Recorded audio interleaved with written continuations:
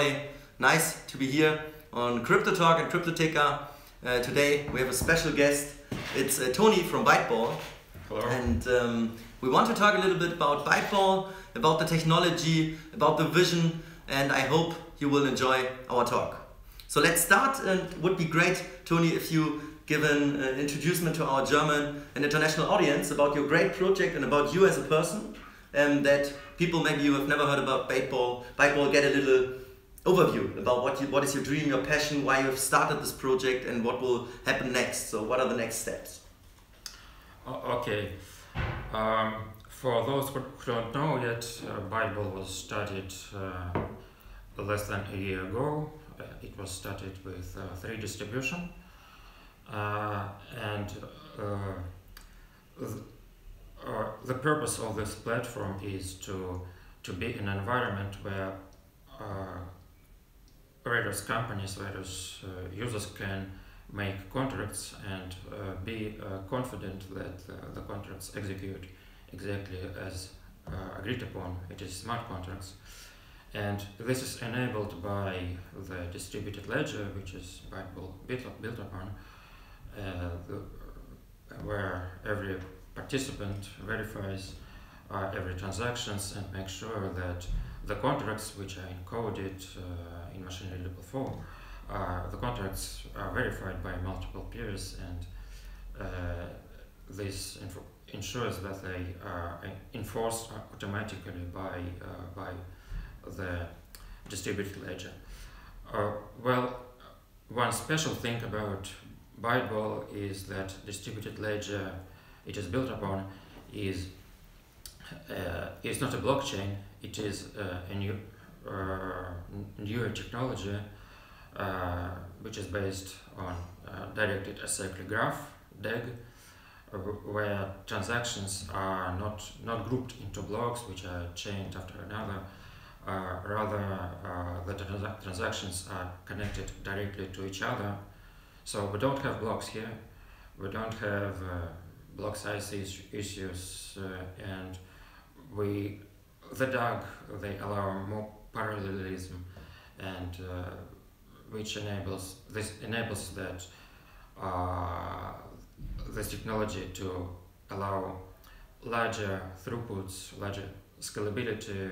There's virtually no theoretical limit in terms of number of transactions per second that can be added to the ledger, to the DAG.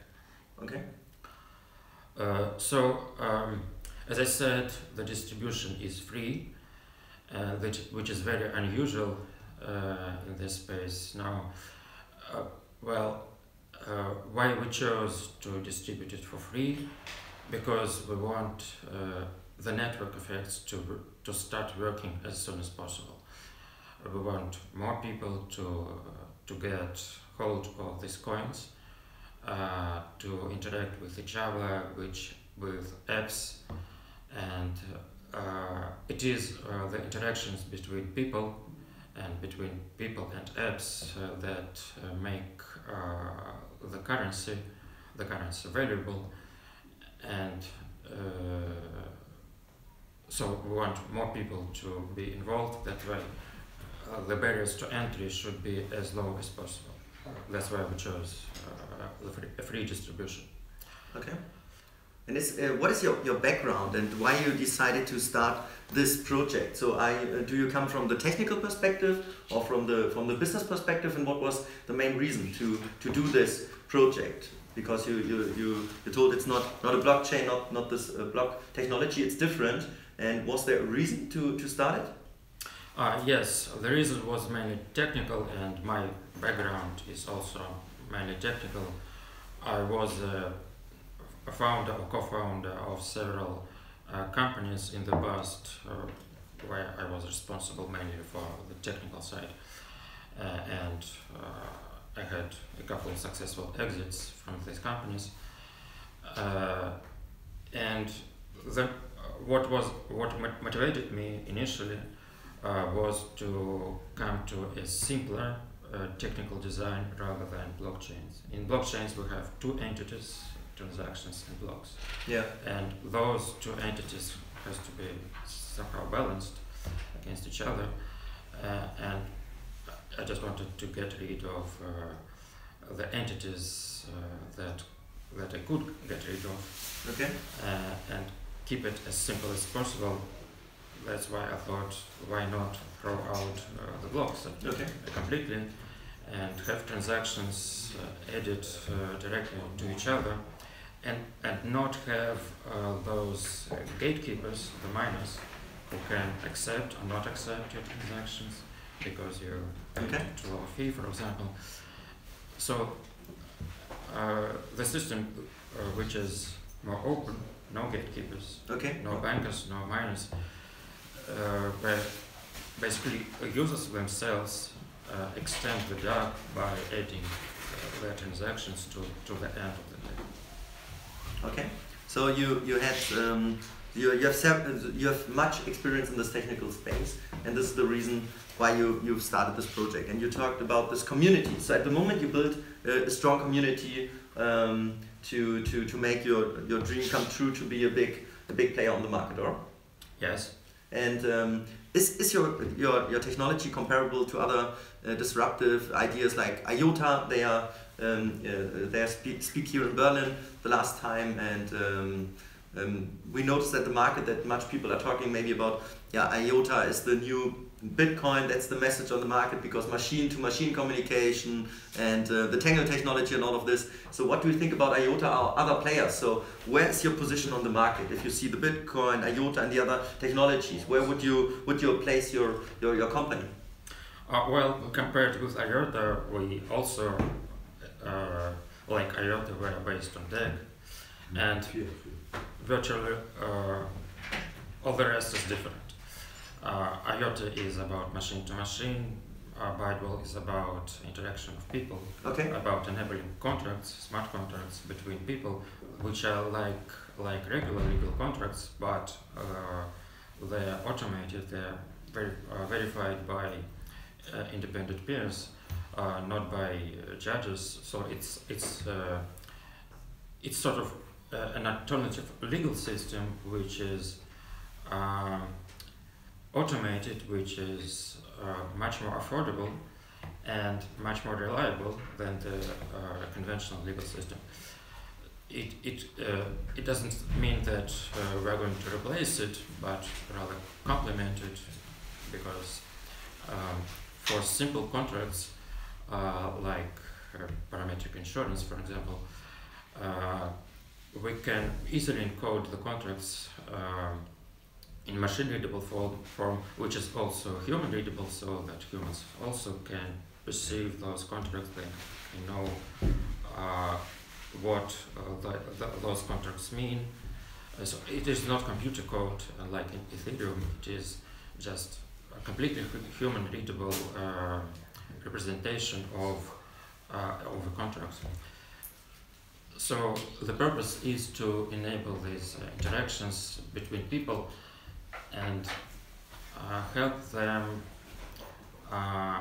enter the contracts which they could not do before, because, for example, the other party is not trusted, has no reputation. With smart contracts, you don't need to require it, because contract enforcement is based on the distributed ledger, so you don't have to rely on the legal system, you don't have to rely on reputations. Those barriers are off, and for new businesses who want to offer their products through smart contracts in this environment, the barriers to entry are quite low. What are the next steps on your roadmap? It's very great that we met spontaneously on the Hub Berlin here yesterday, and that you take time for this short interview. And I'm pretty sure the audience is very interested about the next steps. So we are in December now, 2017, and what are the next steps coming? So if you want to talk about it. Well, the next interesting steps most of them are about the new phases of distribution. because we had those airdrops that worked initially to get traction, to attract an initial user base, but most recent airdrops didn't work so well to grow our user base. Okay. We are switching to new methods of distribution, okay, and preparing for those new methods. So when they will be ready, we'll announce what they are. And the purpose is to acquire new users with minimal acquisition cost, and use our undistributed funds that are left undistributed, use them wisely to grow our user base many times. Okay. From what is now. So you agree that it's all about the community and the user base. So that's the most important thing to make a company successful in this space, so? Yes, to make the platform successful. To make the platform successful. And how much is left at the moment of the possible distribution? Well, about, I don't remember the exact number, about 30% of all the coins are still undistributed, and we will use them to grow our user base, to have people, to give them incentive to join and use the features of the platform, so it becomes more active, more live, more interactions, and okay, more value created in contracts that users make on the platform. Okay, and if you compare to other projects, as I asked before, IOTA or Ethereum, so we noticed that much ICOs at the moment are using the ERC20 token and the smart contract to make an ICO. Is Byteball also usable in this case, only that the people who are interested in ICOs know about this technology, or is it completely different? It is also usable. It is also a platform for ICOs. Okay. We have already one large-scale ICO. It is Titan Coin. Okay. Titan Coin. Okay. Titan Coin. They are selling titanium products. Participating in ICOs on Byteball platform is quite easy. You just chat to a bot, and in 2 or 3 steps you buy the tokens, you get them in your wallet.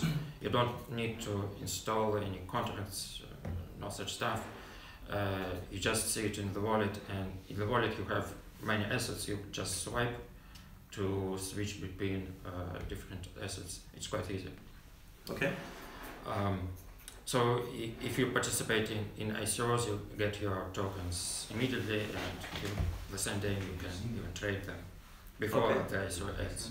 Okay. So it is a good possibility maybe for people who are interested in ICOs to join your platform and to support your project. You are also listed on CoinMarketCap, so it's possible to participate on Bittrex, so if you want to join. Yes, Bittrex is the biggest exchange that supports our coin. Yes,